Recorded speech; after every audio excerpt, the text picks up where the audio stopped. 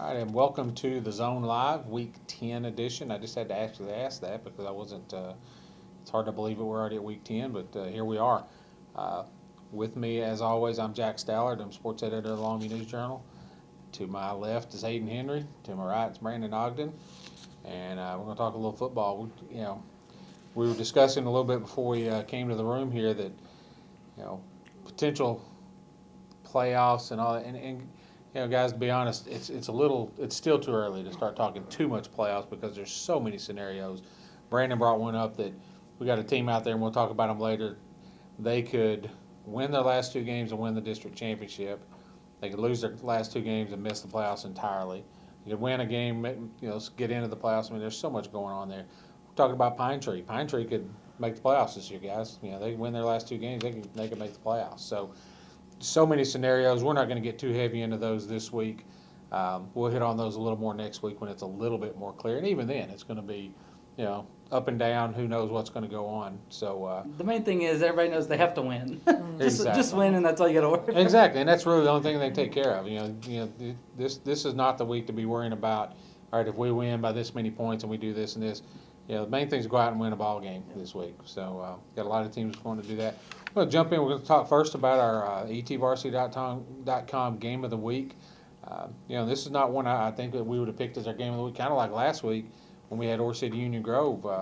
I'm not sure we would have picked Chapel Hill and Henderson as our game of the week, this late into the season. But both these teams sitting at 3-0 and pretty good football teams, Hayden. Definitely, this is a huge game and now for a Division I. So now is about the time we have to start remembering who's Division I, who's Division II. I got a cheat sheet back at my desk to keep track of that. The thing about these two teams is they're nearly identical in terms of offense. Chapel Hill has 219 more yards on the season than Henderson combined. Henderson's running for 2,196 yards, Chapel Hill 2,091 yards. Henderson's passed for 1,247 yards, Chapel Hill 1,133. Both have a quarterback that are effective through the air. Both can move the ball on the ground with the quarterbacks. I think Bowles is a little more effective on the ground. Each has a pair of running backs that can move the ball, and each has three wide receivers with at least 200 yards. Just really identical football teams. Big game in Henderson tomorrow. Yeah, and I think cheating on Hayden's capsule that you can see in the zone tomorrow. I think this one's going to come down to defense, and I think Henderson might have the edge there. Especially up front, looking at some of the numbers, they have 16 sacks, 22 tackles behind the line of scrimmage. Chapel Hill's very athletic, and they proved that last week against Kilgore. Should be a great ball game, though. Yeah, and when the district alignments came out, everybody was talking about Kilgore and Carthage as the top two teams in the district. Now you got Henderson and Chapel Hill both sitting here 3-0 playing for district title Friday night. Yeah, and heading into next week, Henderson goes to Kilgore to close the season. Chapel Hill hosts Carthage, who has Palestine this week that will be heading to Chapel Hill on a 3-game win streak. So anything can happen next week. Very fun district, very fun district. All right, let's talk some Longview Lobos. Hayden will be covering this game. Said it last week. Longview had a chance last week to clinch a playoff berth for the 14th straight year, which they did. But what I said was, it's for Longview, it's all about winning district championships and advancing in the playoffs. So now you take that second step. They won. They're in the playoffs now. They know that. Now they're trying to get that district championship, and that's step 2 of what they try to accomplish. This one should be another great game. I mean, Longview Center 5-0, but Sulphur Springs is 4-1, and guys, they've got they could score. They can score some points. Early in the year, before the season started, we picked Larry Pryor, Sulphur Springs quarterback, as our dream team preseason player of the year on offense, and this kid's lit it up all year long. So I mean, Longview's got to be concerned about this guy. Oh, definitely. And last week they handedly clinched the postseason for the 14th straight year, like you said.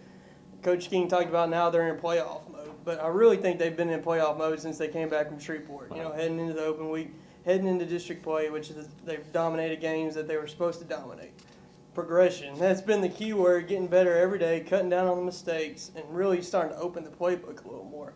And these next 2 weeks are very crucial. I'm going to hit on the offense real quick. Desmond Chumley hasn't had to throw the ball too much. I think last week he left the game with 8 minutes left in the second quarter. So, but he's 20 yards from 1,000 yards through the air this season. That would give him his 3rd year in his career as a Longview quarterback with 1,000 yards. He's had 6 touchdowns on the ground, which has been a big thing. And then you go to the ground game. Tylen Miller, his 5th 100-yard game.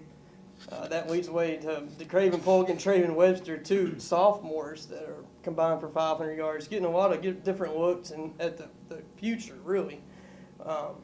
One thing that really stood out to me, I just looked it up, their field positions. They've scored 32 touchdowns in district play. 14 of them have started in positive ground. So that kicking game has been a big crutch to get that going. And we talk about the defense. 1 yard per carry for district opponents. Overall in the season, that's 2.8. The defense has scored in 5 straight games. They've scored 56 points in district action. 15 5A opponents have scored 59 total.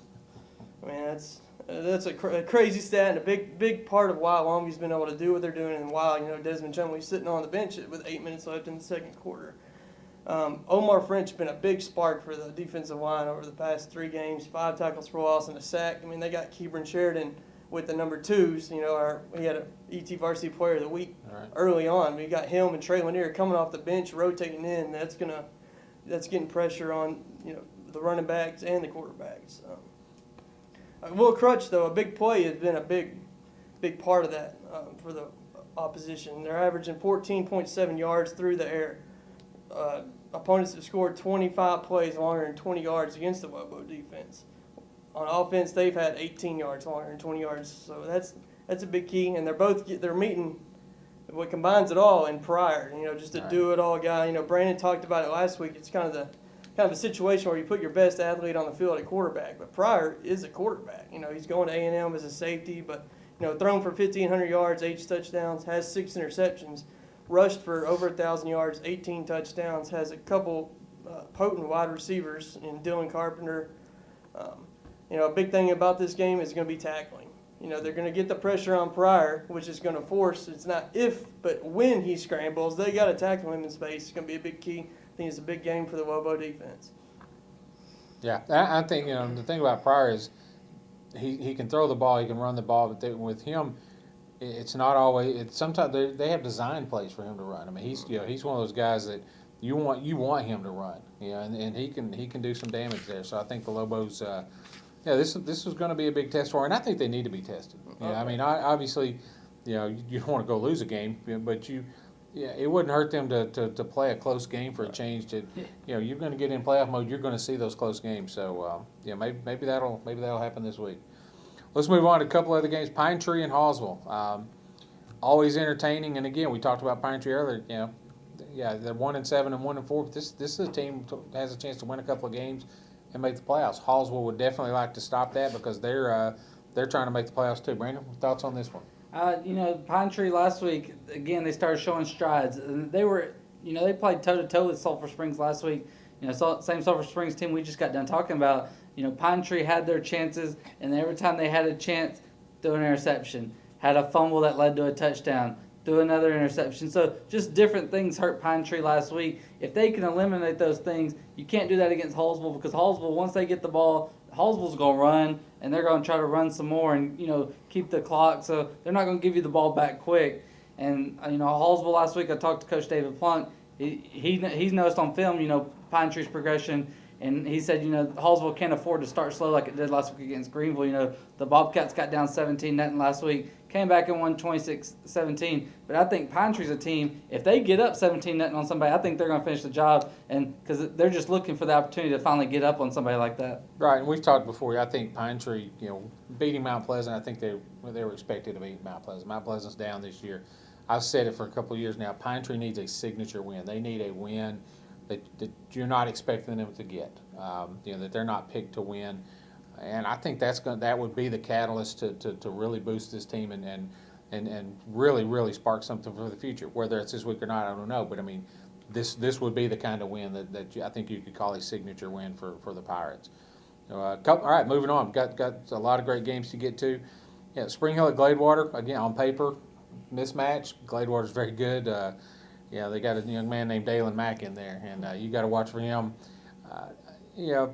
Thing about it, these teams have played 10 times since 2004, and it's 5-5 during that time. Spring Hill typically plays Gladewater tough, but the thing I guess that worries me about Gladewater is just overall depth. They're going to run. They're going to run 5 or 6 guys in there. They're really physical. Spring Hill they've scored some points, but they've got to figure out a way to slow down the running game of Gladewater. Some other ones that they're really interesting. White Oak, White Oak's kind of turned the corner the last couple of weeks, offensively and defensively. Offense, they've scored 34 and 39 points, and on defense they've allowed 7 and 6 the last 2 weeks. Stole this from Brandon's Capsules, and Brandon got to see them last week. Last week I went and watched them. I wasn't even covering the game. They were playing here at Pine Tree, and I was like, I want to go watch White Oak, kind of see. And same with Harmony, a team you always write about, but you don't really get to see them. I wanted to go see what these two teams had, and I was really impressed with White Oak. They forced 7 turnovers that game. They have a lot of ball hawks in that secondary. We always hear about Jake Pullen, but they have several guys back there, and they're looking to get some interceptions. And their offense, no matter who's at quarterback, but I think it's Cordell Smith now, and he looked really good last week. And Carlos Camacho is filling in for an injury at running back, and he looked really good carrying the ball last week. He's real little, but he runs hard for the Roughnecks. So. Exactly.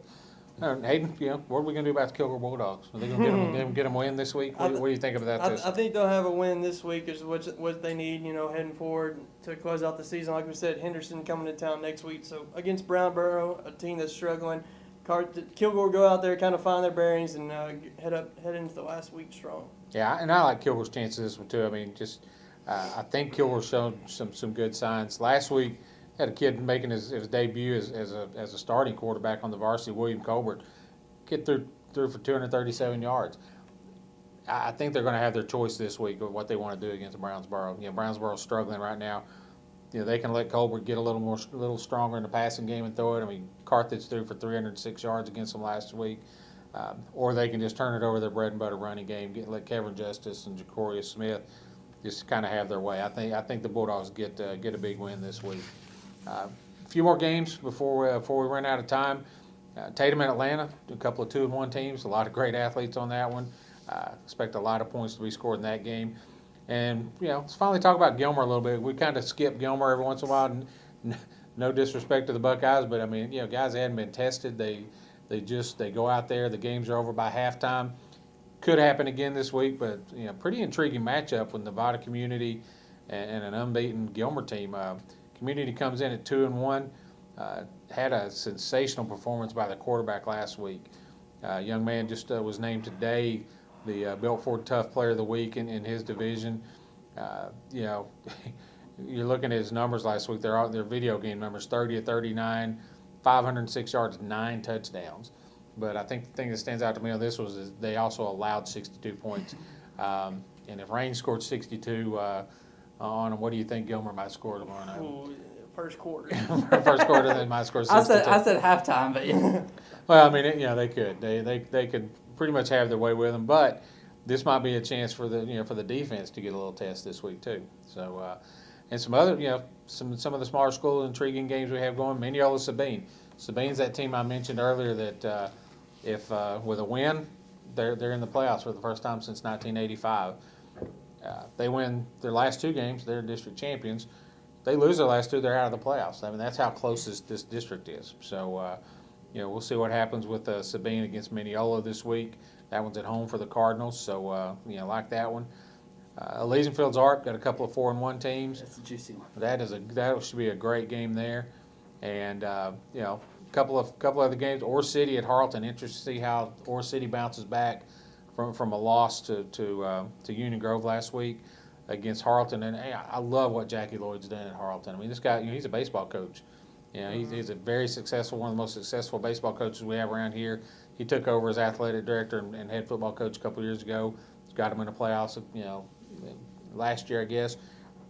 Got him heading this year. They're 3-0 in district play, so doing some good things there. And then finally, Trinity School of Texas. And Brandon's going to have a story on the Titans in the Friday newspaper. The Titans this week found out they're ranked number 1 in TAP's Division III 6-man poll. Coach Thomas Emerson and his staff doing a great job out there and with the Titans in 6-man football. They're at Granbury North Central Texas Academy. And I think we've had that 2 or 3 different times this week, NCTEA and in the TCA. But anyway, good stuff.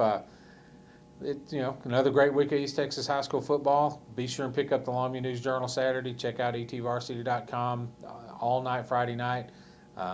Jessica and Shade and Scott will have scores up. We'll have everything you need to know about East Texas High School football, and we'll be back here next week at 5:30 again.